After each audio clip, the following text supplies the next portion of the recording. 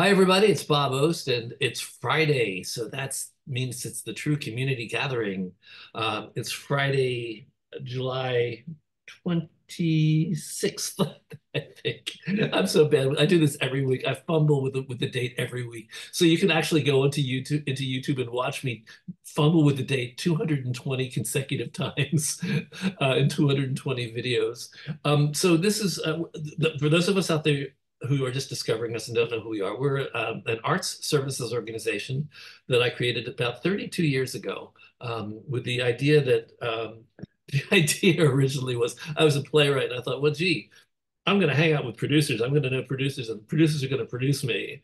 That's not exactly what happened, but what happened was that I hung out with a couple of small theater companies and discovered how incredibly difficult it is to produce theater. Artists have a tendency to be very um, presumptuous about this, assuming that producers just magically make things happen. But producers work very hard to get our work up and showcased and produced.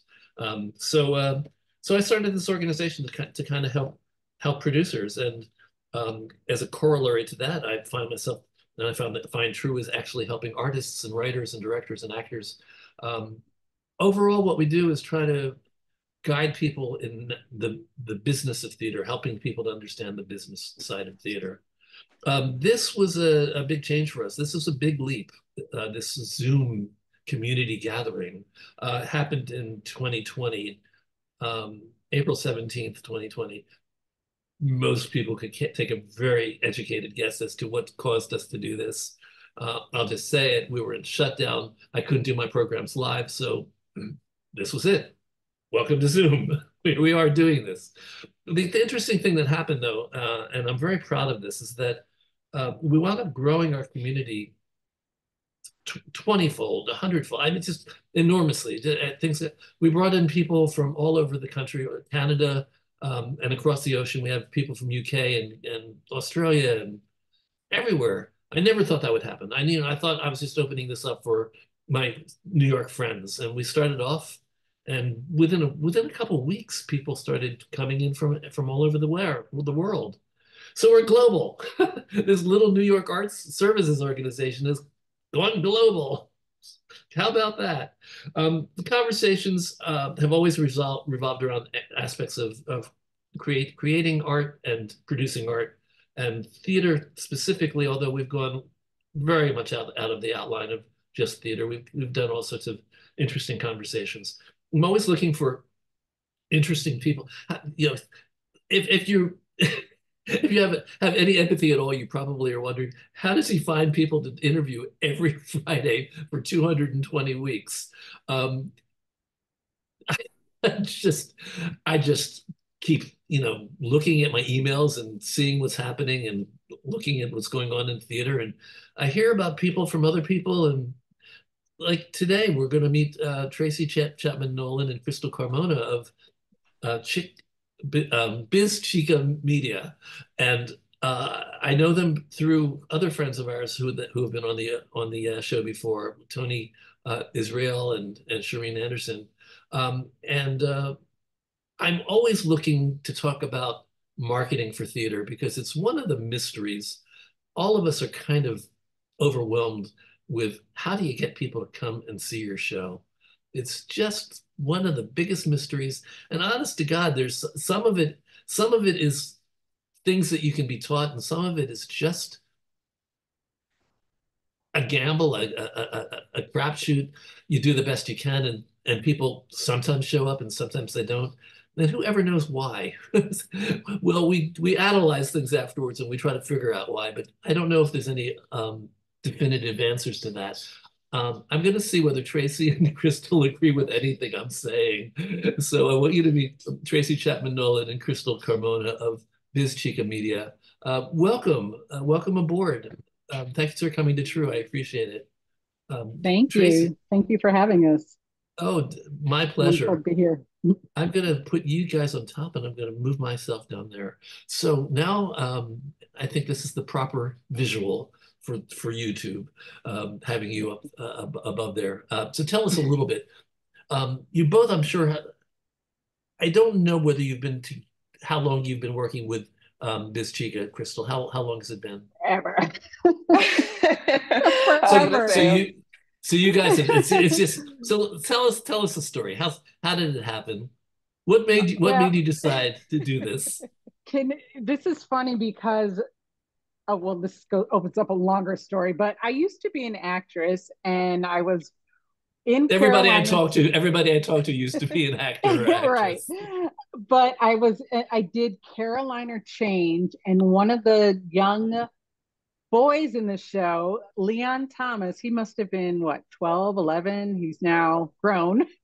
I was friends with his mom, and we were living in Los Angeles, and I told her I needed someone who could write. And she said, "Oh, my niece is a great writer." This was 15 years ago, at least Yeah, 14 years ago. yeah, yeah. And we met, and it was Krystle and I sitting at a little table, and Kyla was also there at the time. There's three of us sitting at a little table in our house in LA. We'd say we need a meeting. Well, let's go to the boardroom. Let's have a meeting. And that was 14 years ago. So it feels like forever, but that's how we met. Still the best meeting place ever. Still Yeah. 14, 15 years ever later, we still remember sitting in the long table and just having Yep. our meetings. And this is kind of where it all began. Yeah. So Yeah. do me a favor. Let's go to the origin story a little bit more in detail. Krystle, how did you? Well, let's start with Tracy. You founded this company together. Is that how it happened, or it kind of crept up on both of you and founded itself? Well, shortly after, so it actually started as a music marketing company. And when I moved to Los Angeles and had children, I knew I still wanted to be in music and the arts. And I performed a little bit out there, but not much. And it actually started, my sister recorded an album and needed marketing. And so we started marketing it. And I think I met Krystle maybe 4 or 5 months after this idea. Maybe it was Yeah. pretty soon after, and it just grew from there and took off in the music business, mostly for artists. And I would say maybe 2 or 3 years in, we started doing more corporations and authors and books, and we changed our name from Music Chica Marketing to Biz Chica Media after that, because we wanted to include biz girls instead of just music girls. And I want to say about 6 years ago, some of my former Broadway friends said, "Well, why don't you do marketing for Broadway?" And I said, "That's a good idea." So we started getting into more Broadway. I'm sorry, my eye, I have something in my eye right now, but we started getting back into Broadway on the other side of the table, which has been really interesting, having the experience as an actor and now being on the marketing and being in the room with the producers and hearing those conversations, and the creative team, and seeing that side of things.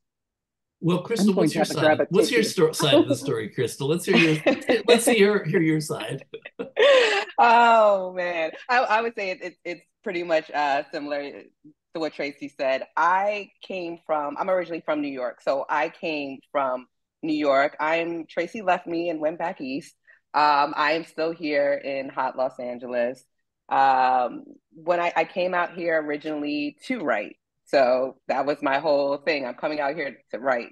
So it was kind of meant to be because I was here, like Tracy said, for few months, and I kind of got the call like, hey, I want you to meet, Tracy. So we met, and instantly it worked, and I've never left her side. She's never left my side. And I'm Well, Biz Chica all day. let me ask you this: what kind of writing was your original interest? What did you want to do originally? So I would say that's kind of a loaded question, because what did I want to do has always been creative writing, right? So Mhm. I'm from New York, so I love theater. I love Broadway. I love going, to see shows, musicals, things like that. So that's what I grew up on. I came out to Los Angeles because I changed, like, okay, I want to get into the TV writing. Um, at the time, so when I came over here, I came over here with a journalism degree. So it helped me. So when I met Tracy, I kind of started doing more of the bios and, like, the press packages or the pitches and things like that, to kind of incorporate some of that journalism that I had, but also bring that creativity into it. Um, the more clients we got, and I mean, our clients vary.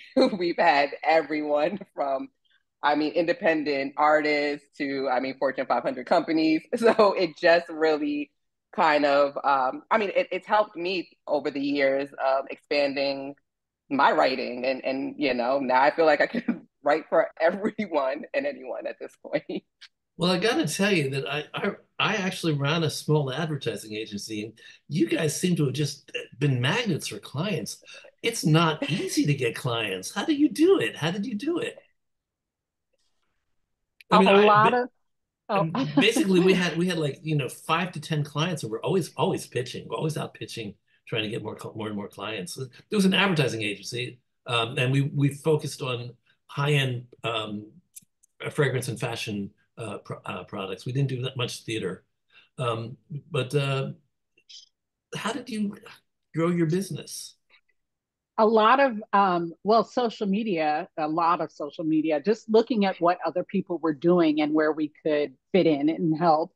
And that was one of our biggest focus, was social media in the beginning, was just tweeting and Instagram. And well, actually, I think we started before Instagram became even popular. It was really Yeah. Twitter and Facebook. Tumblr. I remember the Tumblr Tumblr. Yeah, days. we had Yeah. Tumblr. Oh gosh, I'm Hmm. trying to think of what else was. Yeah, Tumblr was big at the time. But seeing who could use our help, that was the biggest way to find new clients.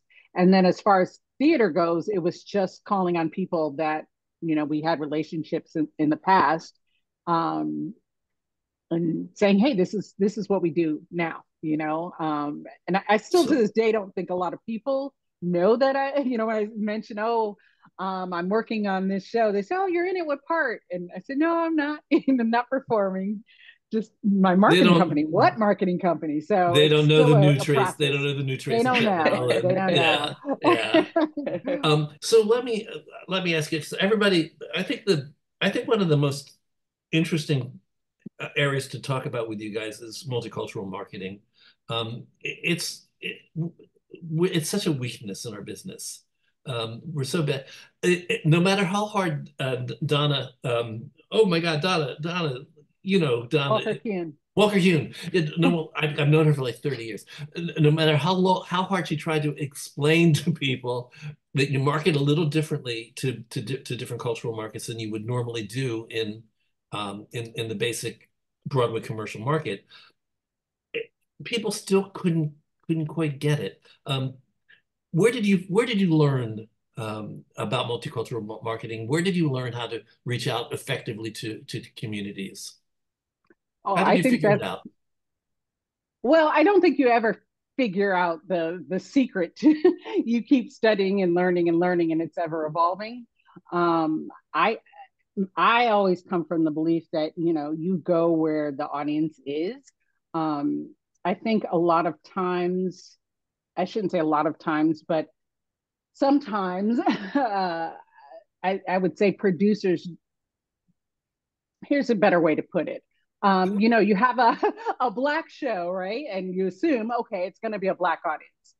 But black people like to see all kinds of things. We don't just want to see black shows, or we want to see every kind of show. We like to be entertained, right? And I would say that for all races, all different ethnic backgrounds, whatever. You like entertainment. If it's a good story and it's entertaining, and the music's good, all those things, anybody would pretty much want to see most shows, I would think. I grew up, how I even started was my mom, showing me Seven Brides for Seven Brothers. Now, there wasn't someone who looked like me in Seven Brides for Seven Brothers, but it made me want to sing and dance and act. And, my sister played Hava in Fiddler on the Roof, so, a little non-traditional casting. But I think a lot of times people assume that if this is the show, this is who's going to come, and don't necessarily go to where reach out to other audiences to make them feel welcome to the theater and say, you would enjoy this too. And then I think also, so many things have changed now with casting, with shows, and we're seeing so many diverse actors playing roles that they might not normally have been able to play. And I think that's also in turn changing the audience too, in some areas, I think.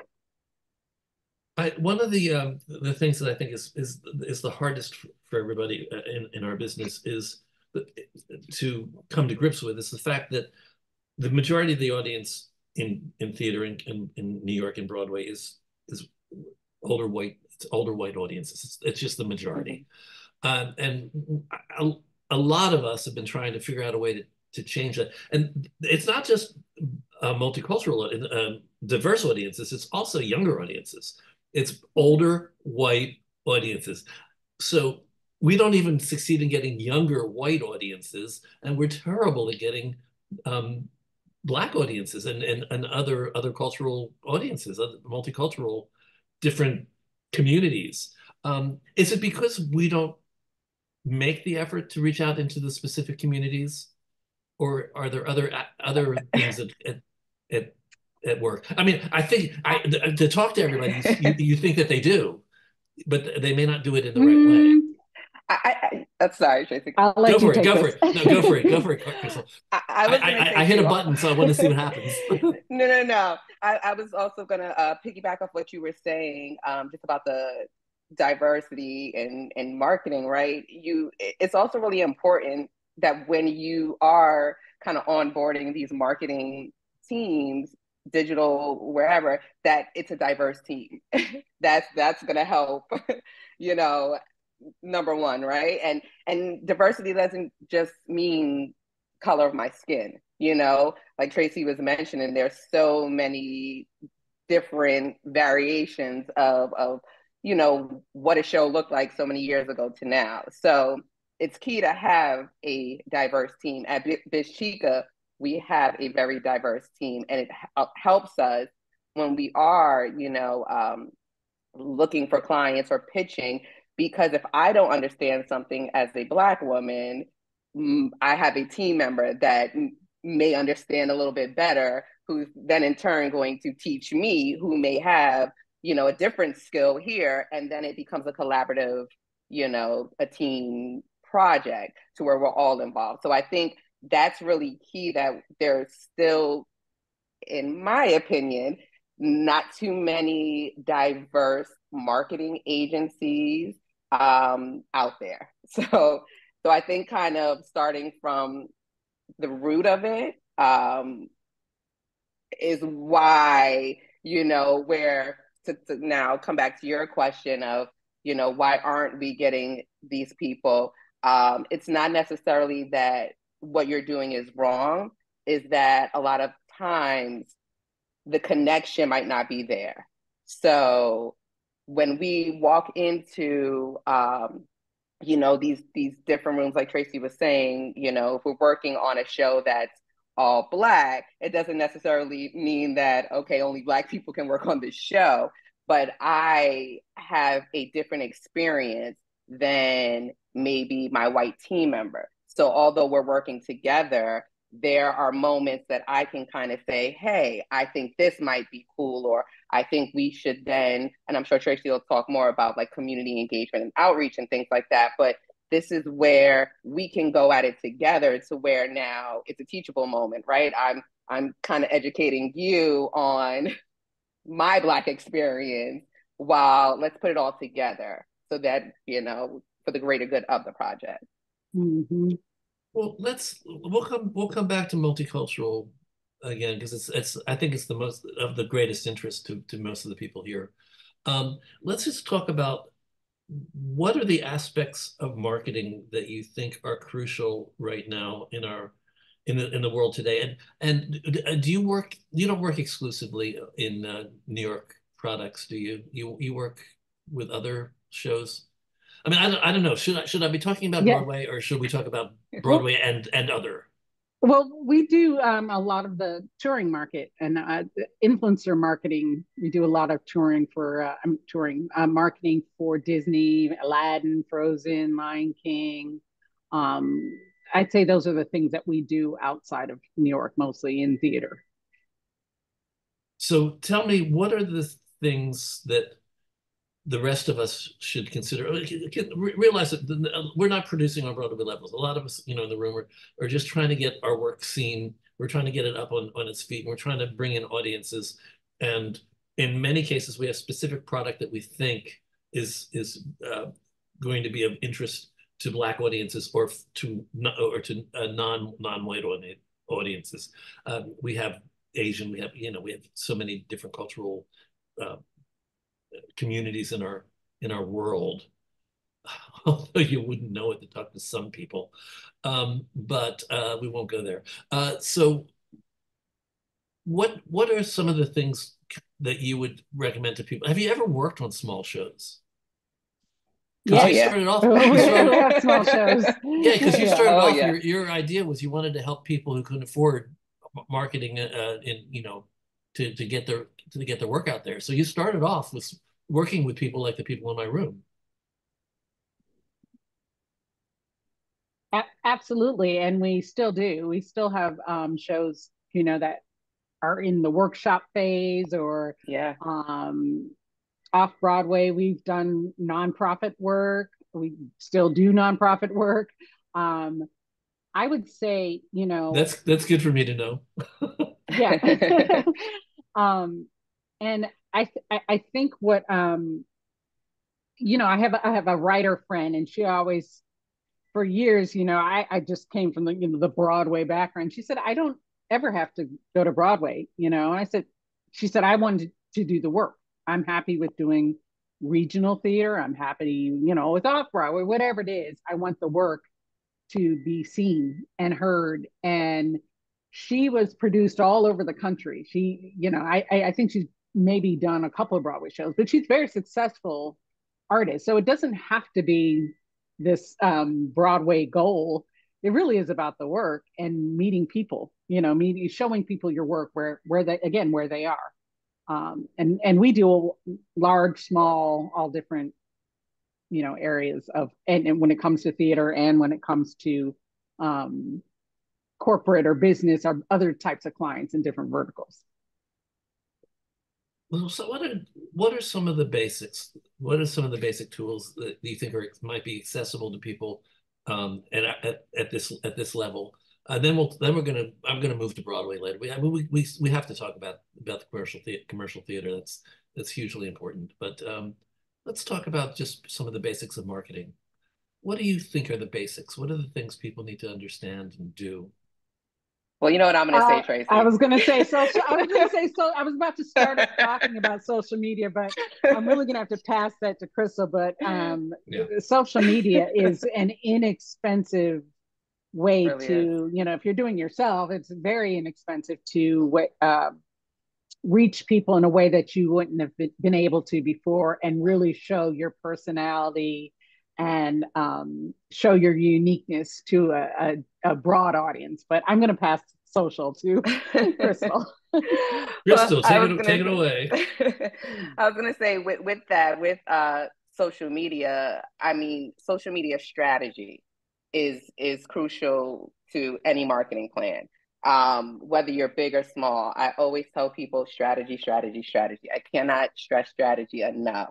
Um, and that starts with understanding your audience, right? So who are they? What are their interests? Which platforms do they use? Um, that right there, uh, you would be surprised how many people kind of just say, hey, I'm starting an account and going blindly and start posting. And that's what the majority of people do because they want to just get their information out, their keyword or whatever assets that they have created.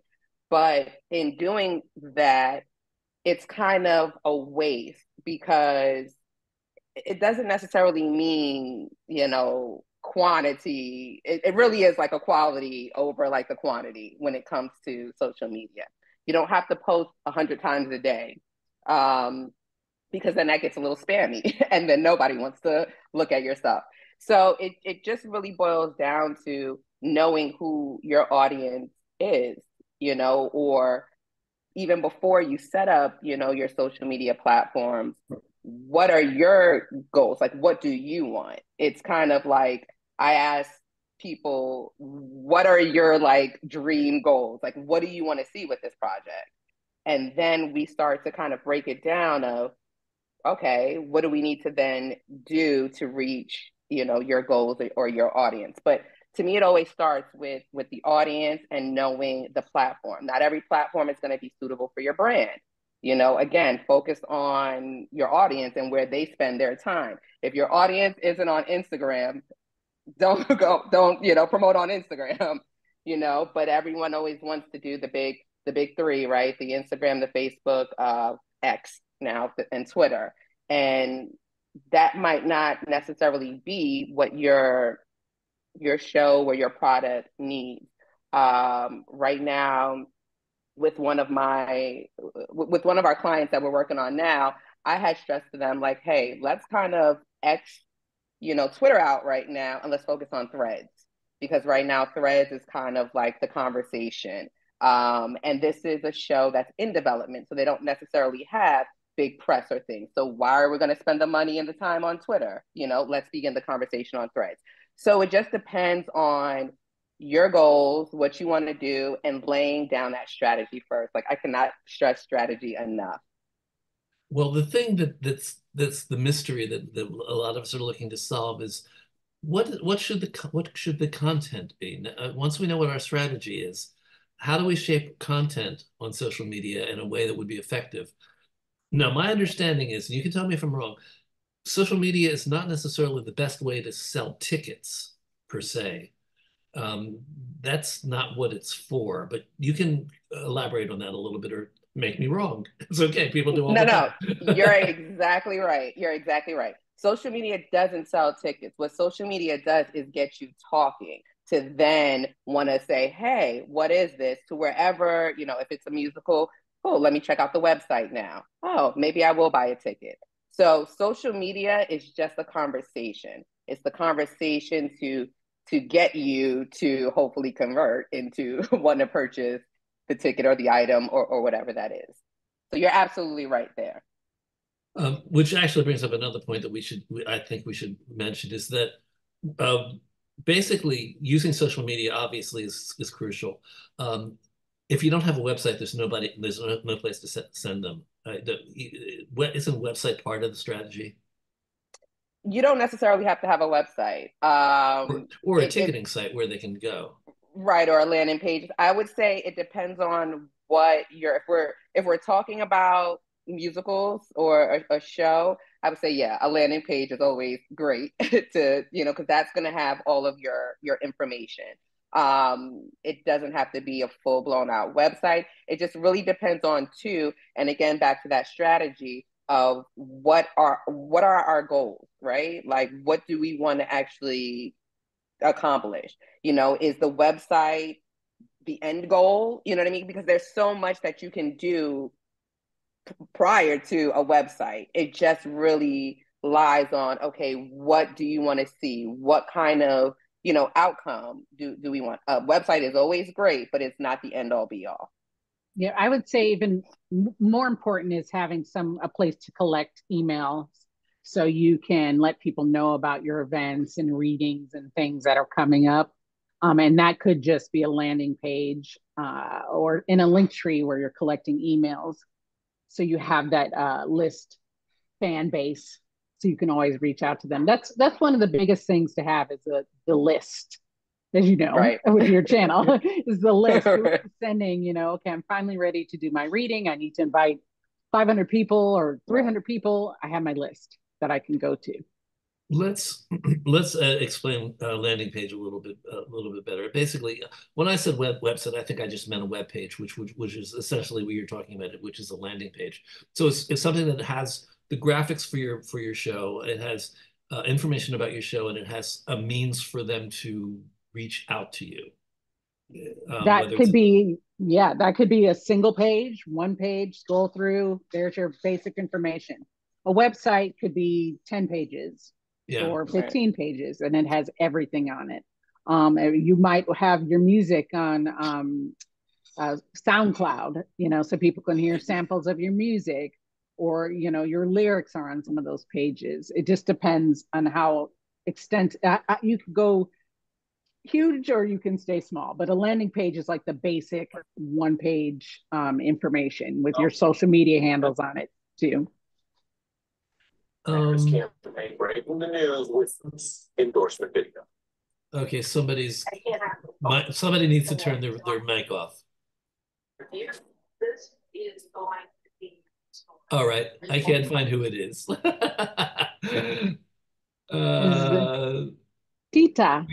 We interrupt this program for an emergency message from somebody unknown. So I was going to just say we do have a specific question. Sue Horowitz has created her social media presence with 1-minute videos. Now she's asking, how do I connect it to my shows? People love my videos. How do I connect them to my? It's on Facebook and Instagram. I think what we're saying. I'm not sure I understand the question, but I think what she needs to understand is that there has to be a destination that you want to ultimately send people to. You get them into conversation, you get them engaged, you get them interested in your work. How do they connect to you or to your ticketing? And that's basically we're saying create a web page. It can have links for all of your videos as well. I mean, the videos can be posted on your web page, on your landing page. I guess when you say, what did you say? You said, what did you call it? It's not you said not a website. You want a landing page. Yeah, of course, landing page. I should know all this from my marketing days. So when you're building a landing page, it's sort of like it could look like the homepage of an entire website. It doesn't need to have a website. It just needs links. So there's a way for them to get to some of the content that you want them to get to, and also ultimately there's got to be a way for them to get to a ticket, Right. even if it means they have to email you and then you talk to them about buying a ticket or something. So I think that's it. Okay. Oh, okay. So Sue's happy. Yep. Sue's happy. Shelby wants to know, is there a perfect number of posts per day or week that engages the audience and the algorithm? Oh, the algorithm. The algorithm. Fun. I'll say this, the algorithm is ever evolving, ever changing. You're never going to get the algorithm. As much as everyone wants to say, I can get it down to a science, you can't. It's literally changing. It might change as soon as we end this call. It's always something different that's happening with social media. When it comes to the number of posts, the way we work when we are creating content is with strategy. The next big thing is plan your content in advance. Get a calendar together, please. It causes less stress on you, and it allows you to see what is being planned for the week, the month, and then if you do need to adjust and add more, say you have press or anything that's like down to the wire, it's easier for you to go in and focus on that. I wouldn't say there's a set number. It really depends on the project and what you're trying to do, what your goal is. If we're talking about like shows, theater, it depends on where you're at in the process, right? So with a lot of shows that we work on, it's stages that we kind of develop, and that's where that strategy comes in. So there might be uh, kind of like an easy push, for maybe the first couple of months. Then we might start, getting a little heavier with the posting. And then when we have more going on, whether it's cast now coming in or rehearsals or things like that, then we're able to develop more content. And then you're kind of engaging your audience more. And then the more you do it too, you find out what's working and what doesn't, which is why tracking and monitoring, the engagement and the reach and impressions are also key. Is it safe to say that you probably don't want to do more than one post a day, or are there situations in which more than one post a day actually could work? Yes, there are situations where more than one post a day could work.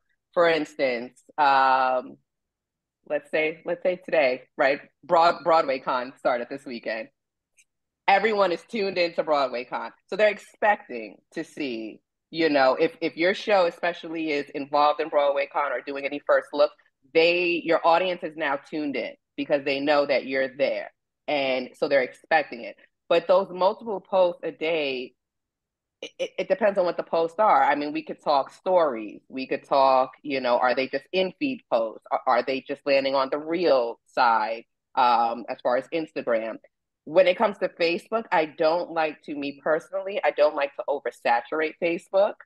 But when it comes to Instagram can work with multiple posts. It just depends. I wouldn't do multiple long form posts.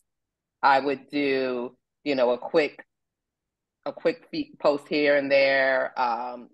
So it really just depends on the event. So there are those special cases, yes. I think the key word though is engagement. I think the posts need to be engaging. Yes. So you need to realize that your goal really is to get people interested in what you're doing. Right. So the more fun it is, I'd say the more posts you could do. I would say fun would be a great approach for some, depending on the project. Not the Diary of Anne Frank, but so there are other things. Right. And then I also, would just say, yeah. Sorry, go ahead. Oh, I was just going to say, and also besides a post, engaging with your audience in the Right. comments. Oh, Tracy just had, oh my goodness, work, and going on their pages and engaging with them and commenting on their work too. So it's a two-way street, and you're not always just selling. Right. Yeah, that's what I was going to say. Spend time engaging with others. It really brings it back to what you're trying to do. Do you have any tricks and any secrets in terms of getting people to engage? Any little tricks that you use? UGC content. And what that is user generated content. So things that are gonna cause I don't want to use the word force, but things that are gonna force your audience to engage. So I mean, this could be polls, questions, quizzes, anything that's going to, kind of force them to answer, because the more engagement you have, the wider your posts are going to reach. Thank you. That actually may seem obvious to you, but I think it's a great thing to get out and actually state. Polls and questions and ways of engaging people. I don't know whether everybody thinks about that. Campaigns, hashtags, these are the things that are going to help with like the UGC content. Hashtags. I know. I know. Yeah. I think they drive us all crazy. Oh my goodness. But it works. And I would say you don't have to go hashtag crazy, please. I know for most of our Broadway shows, we only hashtag our specific Broadway branded hashtag. But if it's a product where you're trying to, get out, for sure, go ahead and hashtag, but make sure that the hashtags make sense. Because if you're hashtagging something that only has like 100-person reach, you might want to skip that one. Right. I think most people know, but I'm not sure, in case they don't. You can actually, when you start to put in a hashtag, something will come up and it'll tell you how many followers that hashtag has. So what would you say the minimum for it to be worth doing? 100,000 or a million? What do you think? of hashtags. How many followers? No, no. Yeah, let's do a million hashtags. I was like, wait, I don't even know if they allow that much. No. I know in terms of the followers. You're looking. I would. Here's the thing with followers, you want, again, quality over quantity. I would have rather have 100 followers who are actually engaging with me than 1,000 who aren't. So Okay. I don't get hung up on the followers. Don't get hung up on the numbers, because when you really have that engagement, that content, because what happens is you create followers, real authentic followers based off of what you're creating. Don't go out. There's a lot of people who want to buy followers and they think that, oh my gosh, if I have, 10,000 plus followers, it's going to get me X, Y, and Z, whatever, endorsement or whatever. But if you have 10,000 followers and you're getting like 2 likes, kind of defeats the purpose. So I'm going to go back to. I want to get back to. I want to get back to Broadway, but not yet. I want to ask one other question. I want to talk about social influencers, because we're always, people are always thinking that we need to use social influencers. I had somebody on a couple months ago who actually very successfully worked with a social influencer and got a lot of engagement for her show that she was producing. How do you find them? How do you approach them? Can you afford them? Well, go ahead, Tracy. We have a whole beautiful influencer marketing department at Biz Chica, so I'll let Tracy take that over. Well, just to piggyback on what you said, it's the quality, not quantity. So our influencer department, what they're really looking for is the quality of the influencer. So we may have an influencer has 60,000 followers and they want to be paid, $500 a post or whatever, but they may do that post and their audience may not engage as much as someone who has 2,000 followers and says, I'll do it in trade. You repost what I say and we're happy to do it for you, because they engage with their audience more a lot of times. So we basically do it by hand. There are companies that you can hire or platforms that you can use, but we actually go through Instagram, Twitter, wherever we're looking for the particular influencer and pick out people that we know our client is looking for. So a good example is we're doing some Latino outreach right now, and so we'll go through, we'll find 50 Latino influencers in New York, and then we'll list them. This person has 100,000 followers and this is their fee, and this person has 20,000 followers and this is their fee, and this person has 5 and they may have a lesser fee, or they may just want to do it because they like us or the show. So it really depends, but we look at all different sizes and types. The metric that we look for success is when we see someone has shared that influencer's post or save that post for later. If they're saving it to go back to it later, someone says, you need to check out this show or this book or whatever it is, and they've saved it for their friends or shared it with their friends. Those are the metrics that we really like to see. Well, since I've been out of marketing and advertising for a long time because I've been running TRU, how do you find influencers? Hand searching, basically. So you basically are looking people with followings. You're looking an influencer, in other words, is simply defined by somebody who has or interest. Yeah. If we know there's a someone who's into travel in the Boston area, or someone, a better example, someone who promotes dining, so they're into entertainment, travel or entertainment, that we might look at that interest and look at that first, and then weigh the following and engagement after that. But we don't just say, all right, we're looking for people with 20,000 followers. We look for the interest first and then come across someone who might be unique, and new. Well, believe it or not, I still don't know how I would find them. How do you do that? I actually don't Manually. know. No, we do manually search. We manually search. Yeah. I would say, right, like you want to build authentic partnerships more than like transactional relationships. So we really, I'm going to say we, Biz Chica. I'm not going to, I can't speak for anyone else, but we really, really do manually figure out, does this make sense? It was, yeah. And we send them a DM. Yeah. Hi. We Because DM them. that's where we build relationships, and Yeah. it's crazy to think that because in doing this for so long, we have established really great relationships with people who now have millions of followers and things like that. So it really does start with organically building a relationship and not just seeming so transactional. Well, I know how I would do it. I would hire you. Because I don't think I have the skills to do what seems to come very naturally to you guys. So I mean, congrats on being so good at what you do.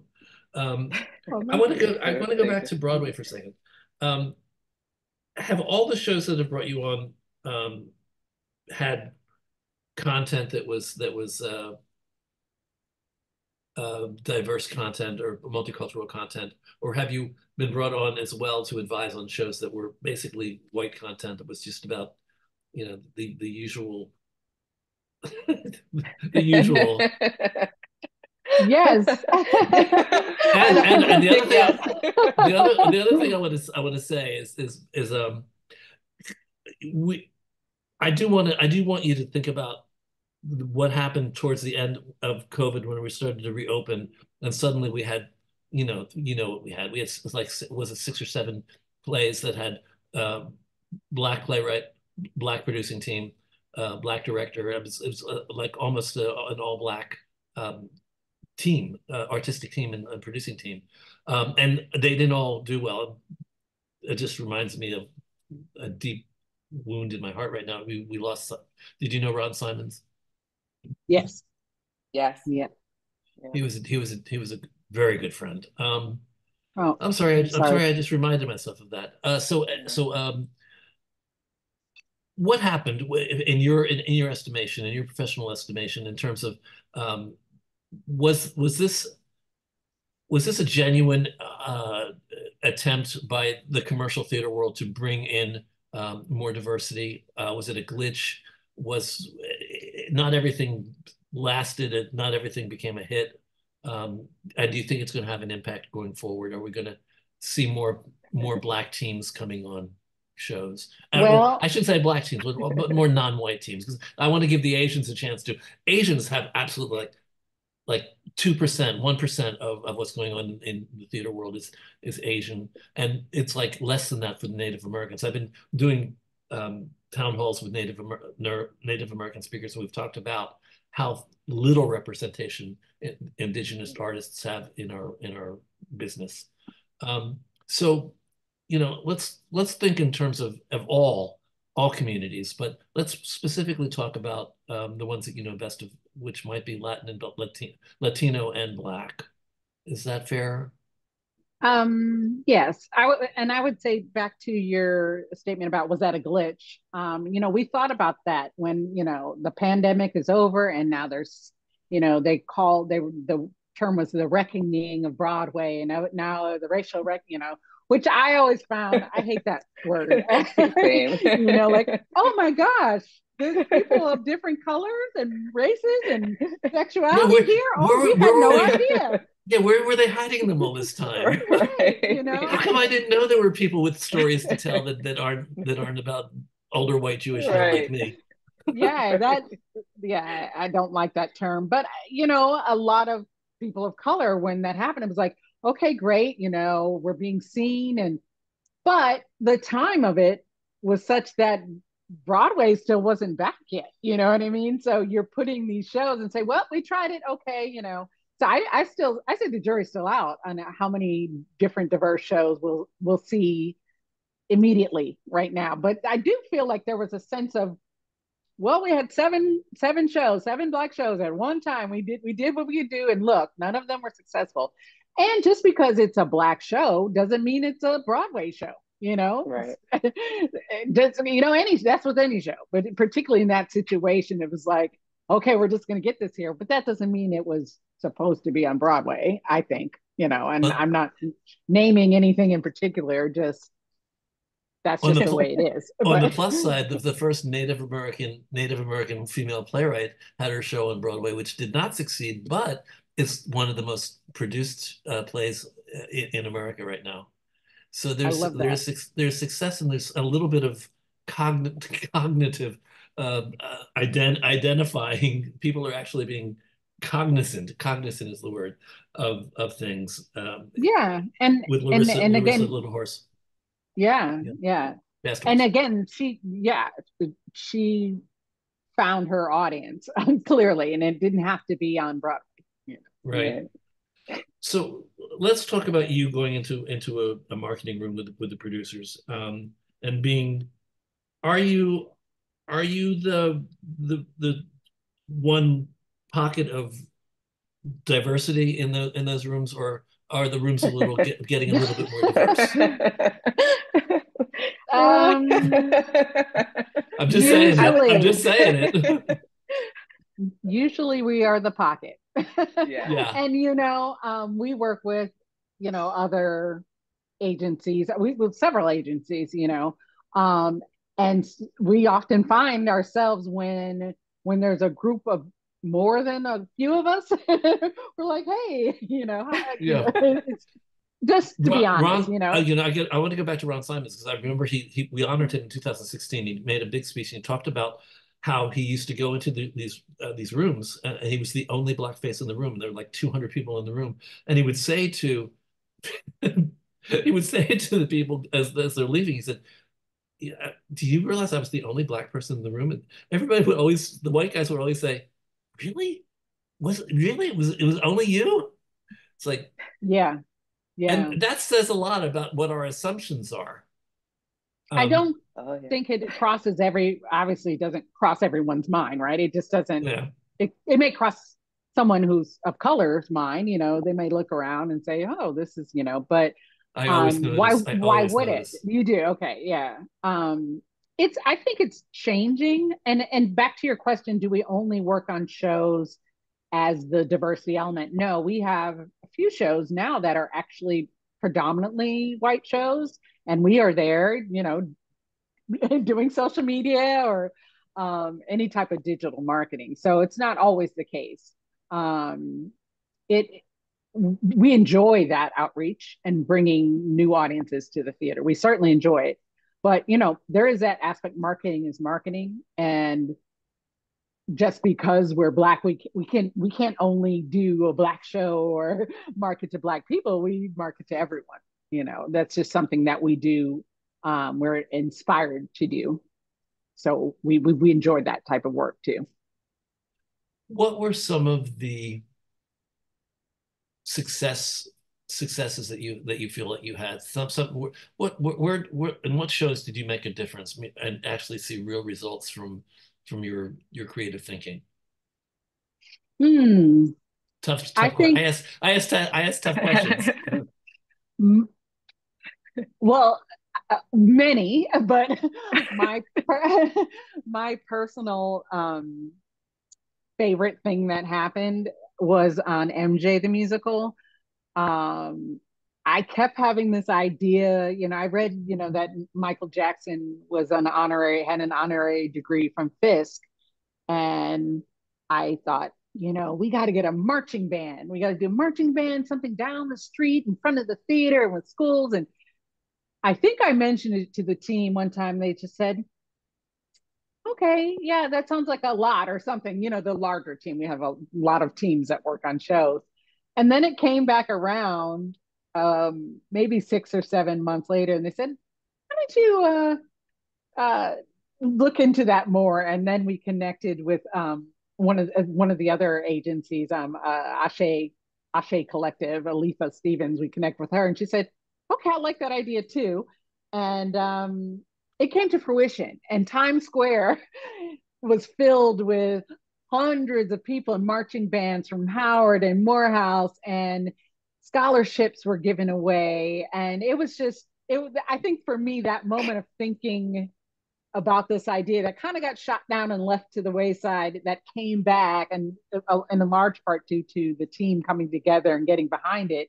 That, I'm just proud of that moment. It was a first for, a historic activation. It was the HBCU Classic, and that's probably my So favorite moment. what was the connection between the marching bands? How did the marching bands connect people to MJ the musical? Oh, HBCUs. I'm sorry. Historically Black universities and colleges, marching bands are huge in the culture. Okay. And the thing that made me think about it was Fisk and Michael Jackson, and it's a historically Black university. Gotta That was the confess, didn't know it, didn't know. yeah. So yeah, But thanks that's for okay. explaining that. Yeah. How about you, Krystle? Any moments that you remember that where you felt that an idea really bore fruit? Yeah, I would say a lot of the shows that we Well, work on. hopefully it would be a lot of them. Yeah. Yeah. So I'm gonna say Ain't Too Proud. With Ain't Too Proud, we did pretty much all of the social marketing, the social media for them. For me, I've become I get kind of close to my cast, and just, because I like to have real authentic content. And I'm like, if you don't really like to do this, we're not going to do it. So for me, with Ain't Too Proud, which is a predominantly Black cast, still everyone, it was a producer's white, it was just a very white room. And Many of my my friends. cast my cast didn't necessarily feel heard a lot of the time, or feel as if their ideas could happen. So for me, what I like to do is, yes, I plan out a lot of content. I send out suggested what I would like, but I also engage with the cast to see if it's something that they would like. When they tell me kind of like, hey, we have this big idea, but we know it's not going to go anywhere, that was a lot of what I went through with Ain't Too Proud.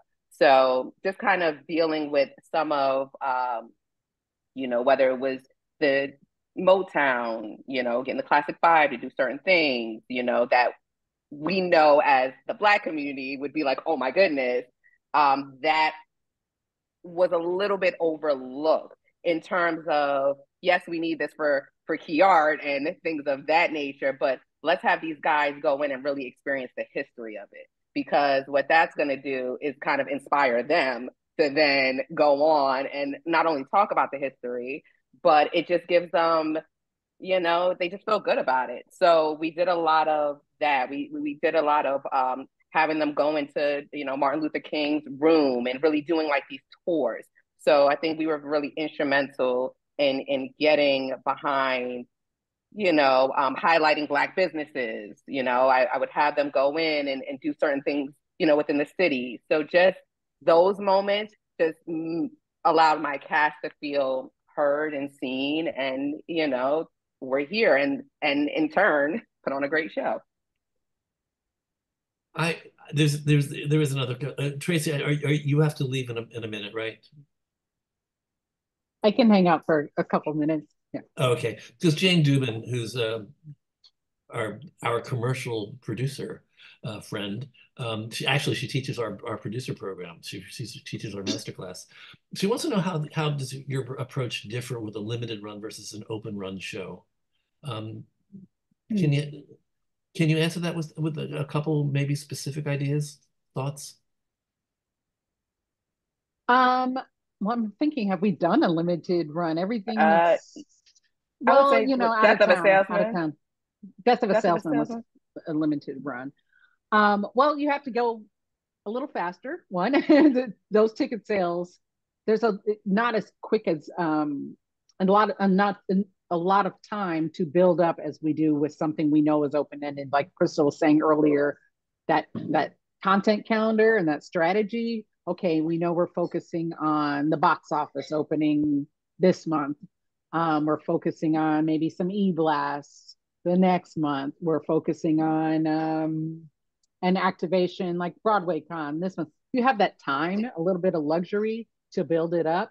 When it's a limited run, like Death of a Salesman, it's kind of out the gate. You got to sell tickets. You have a short amount of time, and especially most limited runs. I think there's a lot of star power in them, most of them, but so there's the budget is usually a little different. But if I was doing something that didn't have as large a budget and was limited, I would go for the ticket sales right away, just out the gate, because you don't have a lot of time to sell. So I guess that would be a different approach. It's just the timeline and selling of the tickets more so than or starting early. That's another thing. We used to say when we would launch a new client would come to us and they say, okay, my show is opening or I'm dropping my album on this date. We would say, give us 6 months ahead of time to build up until that date that you're looking for the reward. So you could start earlier for a limited run too. That makes sense. That's what I was going to say, beginning kind of earlier so that you know what we're hitting, and then adjusting as it comes. It's just a little easier to adjust as it's going than to start kind of figuring it out. Well, I'm gonna let you guys go because I know well you're gonna stay, Krystle, but I know that you have to go, Tracy. I just want to thank you. I thought this was a really interesting and really wonderful conversation. You're very articulate and you know a ton. You know tons. So I think you were great. You were great guests. Thank you for being with me today. Thank you so much for having us. I'm going to give a shout out to the room as well. Thank you guys for being part of this and being here today. And I'm going to go into the world of speaker view again. And I'm going to say to my audience out in YouTube land and in our podcast, because some of you do eventually see our podcast. We do this every week. I'm glad you found us. And if you'd like to be part of the room and be here and ask questions of your own, then I can make that happen. Just email me at trunltd@aol.com. It's trunltd@aol.com, and we'll invite you every week. Next week we actually have some people from a company, Rehabilitation Through the Arts. We're going to talk about art in prison, and we're talking about how art can transform lives and has actually transformed lives of prisoners. And then in 2 weeks, we're going to be meeting Jane Dubin and Blair Ross and talking about the introduction to our TRU Producer Development Program. So I hope you'll join us. And I've got more things scheduled through the end of August, and then I'll have to start doing September. Yeah, 221 and still going here. So hopefully I can find some things that'll engage everybody and you'll come back and be part of TRU. We do this as a community service originally in 2020 and throughout quarantine. We still would love to think that we're providing a community service, but we are at a point where we need to charge something. So if you want to help us, if you want to help us keep going and keep doing this, consider actually coming for $10, which is the minimum ticket price for coming. Although if you're a member, it's free. Members come for free. So join as a member. That's another thing, another way you can help us. Or you can give us a donation. Go to TRU Donate, trudonate.com, trudonate.com, and give us whatever you can, and we'll appreciate it. Thank you. See you soon. See you next week.